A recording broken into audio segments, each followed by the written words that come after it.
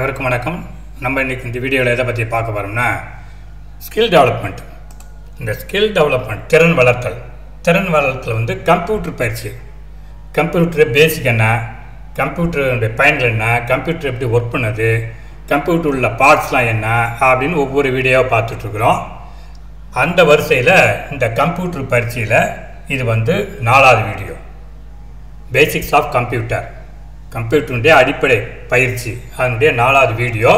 இந்த 4வது வீடியோவில் எதை பற்றி பார்க்க போகிறோம்னா கம்ப்யூட்டர் சாஃப்ட்வேர். கம்ப்யூட்டரில் வந்து ஹார்ட்வேர் சாஃப்ட்வேர் இருக்குது. இந்த வீடியோவில் கம்ப்யூட்டர் சாஃப்ட்வேர்னால் என்னன்னு பார்க்க போகிறோம். அதுக்கு முன்னாடி கம்ப்யூட்டருடைய டைப்ஸ், கம்ப்யூட்டர் மொத்தம் எத்தனை வகையாக இருக்குது அப்படின்னாக்கா மொத்தம் ஒரு 4 வகையாக இருக்குது. ஒன்று வந்து மைக்ரோ கம்ப்யூட்டர், இன்னொன்று வந்து மினி கம்ப்யூட்டர், இன்னொன்று மெயின் ஃப்ரேம் கம்ப்யூட்டர், அதை விட பெரிய கம்ப்யூட்டர் சூப்பர் கம்ப்யூட்டர்னு பேர். இந்த கம்ப்யூட்டர் வந்து 4 வகையாக கிளாஸிஃபை பண்ணுறாங்க, பிரிக்கிறாங்க. சரிங்களா? வாங்க இந்த கம்ப்யூட்டர் எப்படி வேலை செய்யுது. இந்த கம்ப்யூட்டர் எப்படி வேலை செய்யுதுன்னா மொத்தம் ஒரு 3 வேலையாக இருக்குங்க.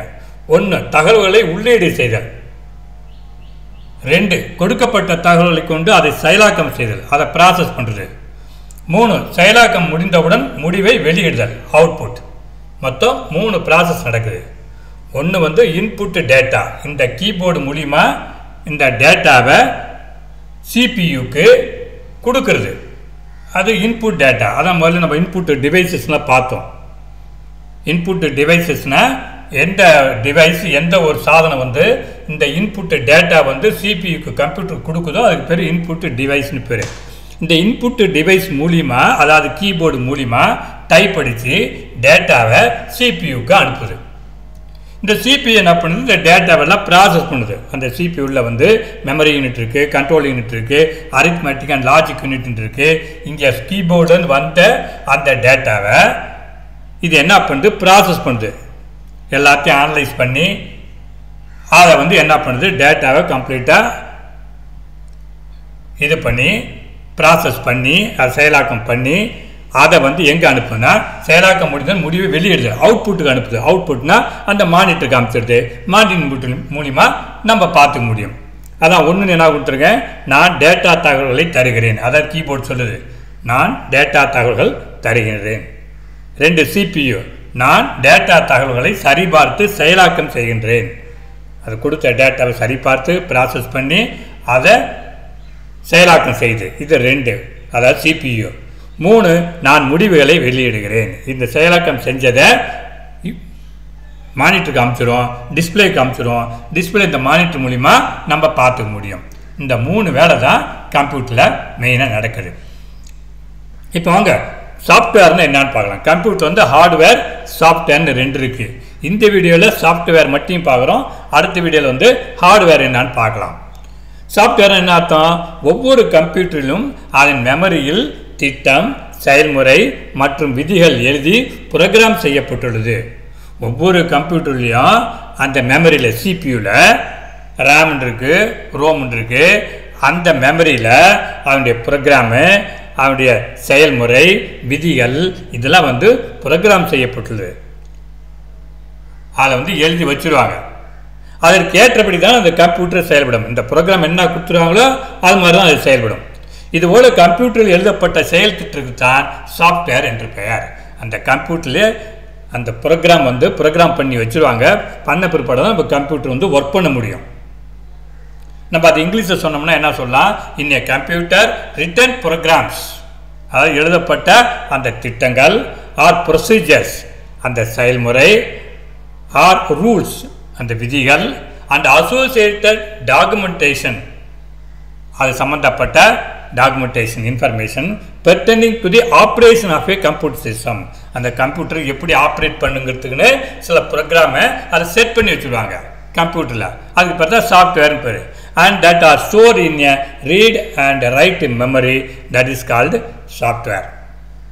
அந்த சாஃப்ட்வேர் வந்து 3ஆக பிரிக்கலாம். சிஸ்டம் சாஃப்ட்வேர் இருக்குது, யூட்டிலிட்டி சாஃப்ட்வேர் இருக்குது, அப்ளிகேஷன் சாஃப்ட்வேர் இருக்குது. இந்த சாஃப்ட்வேரை 3ஆக பிரிக்கலாம். ஒரு 5 பாப்புலர் சாஃப்ட்வேர் என்னன்னு இதில் கொடுத்துருக்கோம். என்னன்னாக்கா மைக்ரோசாஃப்ட் ஆஃபீஸ், அந்த மைக்ரோசாஃப்ட் ஆஃபீஸில் எம்எஸ் வேர்டு இருக்குது, எம்எஸ் எக்ஸல் இருக்குது, எம்எஸ் பவர் பாயிண்ட் இருக்குது, எம்எஸ் அவுட்லுக் இருக்குது. இதெல்லாம் வந்து ஒரு சாஃப்ட்வேர். இன்னொரு software Adobe Photoshop, graphic and design software for image editing and creation. ஒரு ஃபோட்டோவை எடிட் பண்ணுறதுக்கு இந்த அடோப் ஃபோட்டோஷாப்பு அதை சாஃப்ட்வேரை டவுன்லோட் பண்ணி அந்த நம்ம சிஸ்டத்தில் கம்ப்யூட்டரில் அதை இன்ஸ்டால் பண்ணால் தான் இந்த அடோப் ஃபோட்டோஷாப்பில் ஃபோட்டோவை எடிட் பண்ண முடியும். 3. Google chrome, a popular web browser for accessing the internet. இன்டர்நெட்டுக்கு போகணும்னா இந்த இன்டர்நெட்டில் போய் எதாவது நம்ம சர்ச் பண்ணுறோம், எதாவது தேடுறோம், எதாவது பார்க்குறோம் அப்படின்னா இந்த கூகுள் குரோம் போயிட்டு வெப் ப்ரௌசர் போயிட்டு அதில் சர்ச் கொடுத்தோம்னா தான் நம்ம வந்து பார்க்க முடியும். அப்போ கூகுள் குரோமும் ஒரு சாஃப்ட்வேர் தான். அடுத்து VLC media player for playing various audio and video files. Audio video files வந்து ரன் பண்ணணும், நம்ம வந்து வீடியோவில் இதில் பார்க்கணும், கம்ப்யூட்டரில் பார்க்கணும் அப்படின்னாக்கா இந்த VLC மீடியா பிளேயர் அந்த சாஃப்ட்வேரை டவுன்லோட் பண்ணி நம்ம கம்ப்யூட்டரில் வந்து இன்ஸ்டால் பண்ணியிருந்தால் தான் இந்த கம்ப்யூட்டரில் வந்து ஒரு பாட்டையோ இல்லை ஒரு படத்தையோ வீடியோவோ பார்க்க முடியும். அதுக்கு பேர் VLC மீடியா பிளேயர்னு பேர். அடுத்து ஜூம்னு பேர், video conferencing software for virtual meeting and webinars. அதாவது லைவாக வந்து ஒரு மீட்டிங் நடத்துறதுக்கோ இல்லை ஒரு வெபினார் அந்த மாதிரி நடத்துறதுக்கோ இந்த ஜூமுங்கிற அந்த சாஃப்ட்வேர் வந்து நம்ம கம்ப்யூட்டரில் இன்ஸ்டால் பண்ணால் தான் இந்த ஜூம் மீட்டிங்கு இல்லை வெபினார்லாம் நடத்த முடியும். இதுதான் ஒரு 5 பாப்புலர் சாஃப்ட்வேர். அப்போ சாஃப்ட்வேர்னால் ஒரு திட்டம், ஒரு செயல்முறை, ஒரு விதி அந்த கம்ப்யூட்டரில் ப்ரோக்ராம் பண்ணி வச்சுருவாங்க. அதுக்கப்புறம் அந்த கம்ப்யூட்டர் வந்து ஒர்க் பண்ண முடியும். அந்த இதுக்கு தான் அந்த ப்ரோக்ராமை இது பண்ணி அதை சேவ் பண்ணி அந்த கம்ப்யூட்டரில் வச்சுருக்கிறது பேர் தான் சாஃப்ட்வேர்னு பேர். இந்த முக்கியமான சாஃப்ட்வேர் பார்த்தீங்கன்னா Microsoft office, Adobe Photoshop, Google Chrome, VLC media player, zoom, ஒரு 5 மட்டும் கொடுத்தோம், நிறையா இருக்குது. ரைட்டுங்களா? இப்போ இந்த சாஃப்ட்வேர் எங்கெங்கெல்லாம் பயன்படுத்துறாங்க, எங்கே பார்த்தாலும் சாஃப்ட்வேருங்கிறாங்க. உதாரணத்துக்கு சாஃப்ட்வேர் இண்டஸ்ட்ரி, நீங்கள் எங்கெங்கே ஒர்க் பண்ணுறீங்க, நான் சாஃப்ட்வேர் இண்டஸ்ட்ரி ஒர்க் பண்ணுறேன் அப்படிங்கிறாங்க. இப்போ அதனால் மென்பொருள் தொழிற்சாலை, சாஃப்ட்வேர்னால் மென்பொருள், ஹார்ட்வேர்னால் வன்பொருள். அப்போ இந்த சாஃப்ட்வேர் இண்டஸ்ட்ரி நிறைய இப்போ மெட்ராஸில் பார்த்தீங்கன்னா, சென்னையில் பார்த்தீங்கன்னா நிறைய சாஃப்ட்வேர் இண்டஸ்ட்ரி கம்பெனிலாம் வந்துடுச்சு.